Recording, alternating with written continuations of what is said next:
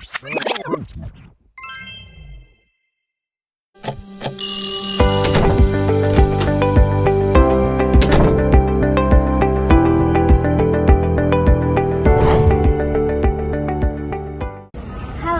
kita dari kelompok 4.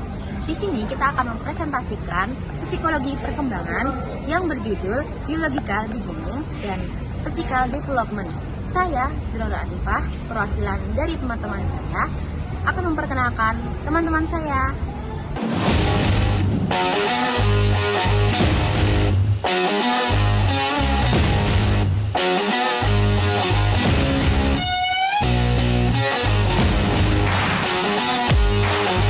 Yang pertama ada perkembangan biologis dan fisik anak. Setiap anak itu membawa serta mewariskan biologis yang khas, seperti faktor genetik yang berasal dari orang tua, menjadi landasan bagi pertumbuhan, terus perkembangan, dan pembentukan kepribadiannya. Meski demikian, faktor biologis bukanlah satu-satunya penentu, karena lingkungan juga memiliki peran besar dalam membentuk hasil akhir perkembangan anak. Berikutnya ada dasar-dasar genetika.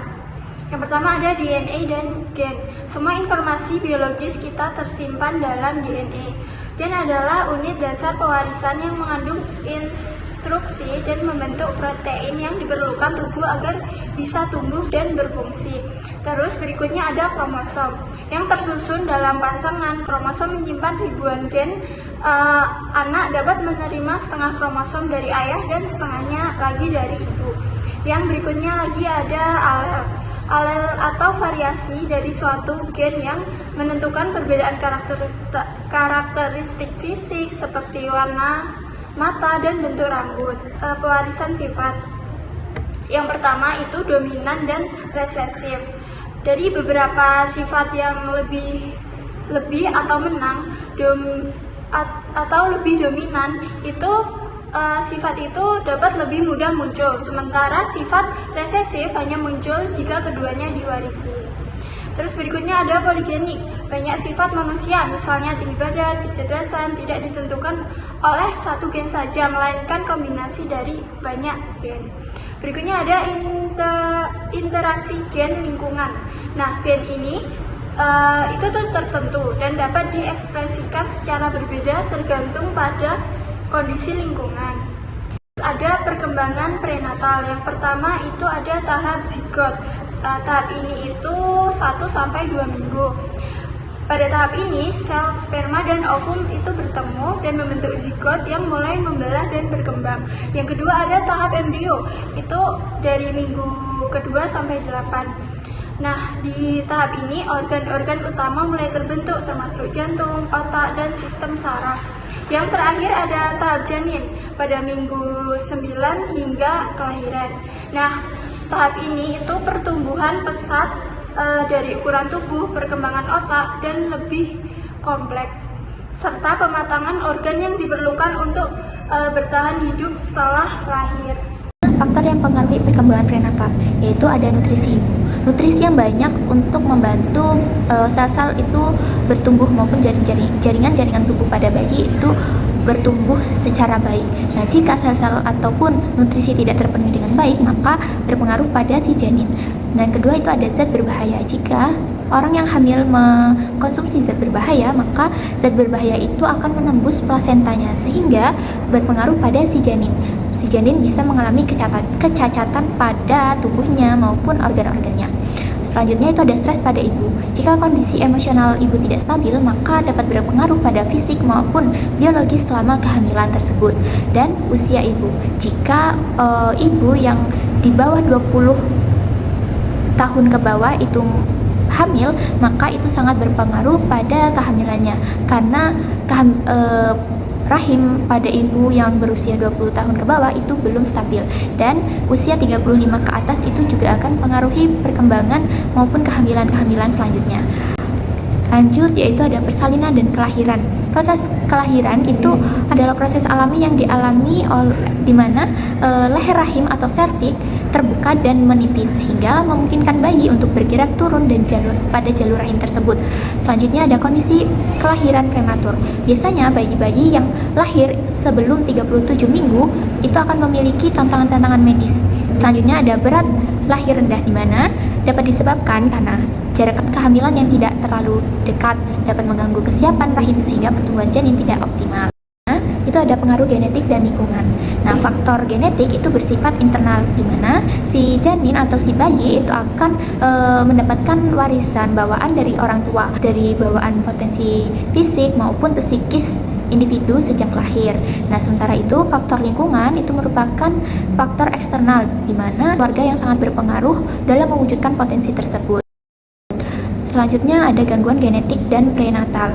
Nah, gangguan genetik dan prenatal ini adanya kelainan kromosom, di mana kromosom disebut Down syndrome, di mana kelahiran genetik ini yang menimbulkan gangguan fisik maupun mental pada penderitanya. Selanjutnya itu ada gangguan genetik tunggal atau anemia sel sabit, di mana penderita anemia sel sabit, sel darah merah ini berbentuk seperti bulan sabit dan sel darah merah ini mudah hancur sehingga menyebabkan anemia kronis. Terus selanjutnya ada paparan zat berbahaya selama kehamilan, di mana orang hamil yang menggunakan obat-obat berbahaya maka akan mempengaruhi lateralisasi atau dominasi salah satu tubuh fisik pada janin sehingga akhirnya membentuk anak menjadi kidal biasanya, seperti itu.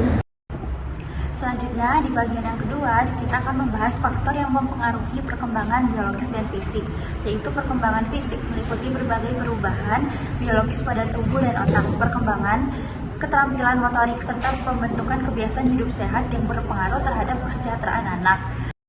Nah, di sini ada prinsip-prinsip perkembangan fisik, yaitu adalah prinsip kepalokaudal, yaitu pertumbuhan terjadi dari kepala ke bawah. Bayi pertama-tama belajar menggerakkan kepala, lalu duduk, merangkak, dan akhirnya berjalan. Yang kedua ada prinsip proksimodistal, yaitu pertumbuhan terjadi dari bagian tubuh dalam ke tubuh luar. Keterampilan kasar berkembang lebih dahulu daripada keterampilan halus.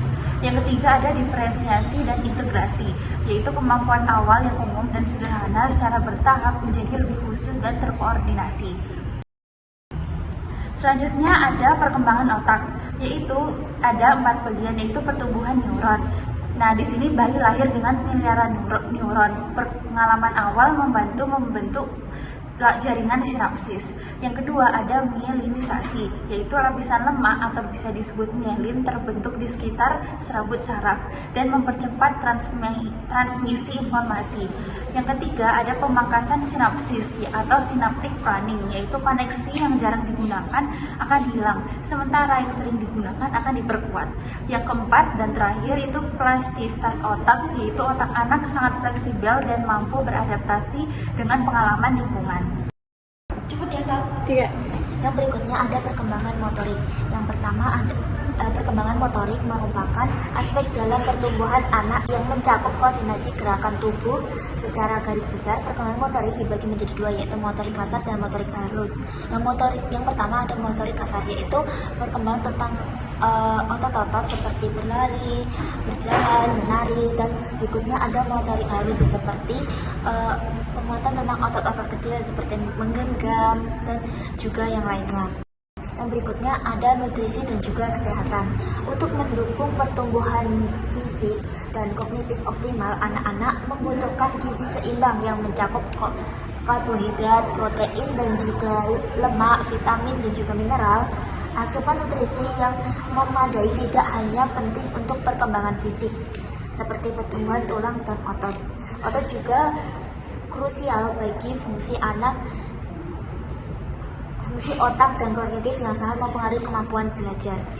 Kurangnya gizi seimbang dapat menyebabkan berbagai masalah kesehatan seperti stunting hingga depresi dan juga kekurangan zat besi. Berikutnya ada tidur dan istirahat. Nah, pentingnya tidur dan istirahat itu bagi bayi anak-anak dan juga remaja. Yang pertama yaitu tentang bayi itu membutuhkan waktu tidur lebih lama karena mereka sedikit demi sedikit itu kadang ngantuk dan juga tiba-tiba bangun. Dan berikutnya ada anak usia sekolah. Nah, anak usia sekolah itu biasanya membutuhkan waktu istirahat karena mereka kebanyakan bermain. Jadi kadang setelah melakukan aktivitas seperti sekolah ataupun bermain, mereka membutuhkan waktu tidur seperti tidur siang. Yang berikutnya yaitu remaja. Remaja sering kali kekurangan tidur karena mereka mungkin bekerja ataupun kuliah ataupun yang lain, melakukan pekerjaan yang lainnya. Maka dari itu tidur untuk remaja sangat penting karena kalau kekurangan tidur bisa mengganggu kesehatan mereka. Jadi istirahat yang cukup seperti tidur 1 atau sampai 2 jam siang hari ataupun sore hari. Selanjutnya ada perubahan fisik pada remaja yang biasa disebut dengan pubertas. Yang pertama adalah pertumbuhan cepat atau biasa disebut dengan growth spurt. Biasa ditandai dengan tinggi dan berat badan yang meningkat tajam. Lalu yang kedua ada perubahan hormonal, hormon seks atau biasa disebut dengan testosteron dan estrogen yang memicu perubahan biologis dan perilaku kepada anak. Lalu yang ketiga ada perkembangan seksual primer, yaitu kematangan organ reproduksi yang biasa ditandai dengan menstruasi pertama pada perempuan dan mimpi basah pada laki-laki. Lalu selanjutnya ada perkembangan seksual sekunder yang biasanya ditandai dengan ciri fisik yang menandai kematangan seperti perubahan suara, pertumbuhan rambut, dan perkembangan payudara pada wanita. Selanjutnya ada kesehatan dan keselamatan. Yang pertama ada penyakit umum yang biasanya ditandai dengan infeksi, alergi, dan kondisi kronis yang dapat mempengaruhi partisipasi anak di sekolah sehingga dapat menghambat proses pembelajaran anak. Yang kedua ada cedera. Anak itu sering rentan terhadap kecelakaan karena minimnya pengawasan sehingga dibutuhkannya lingkungan yang aman bagi mereka.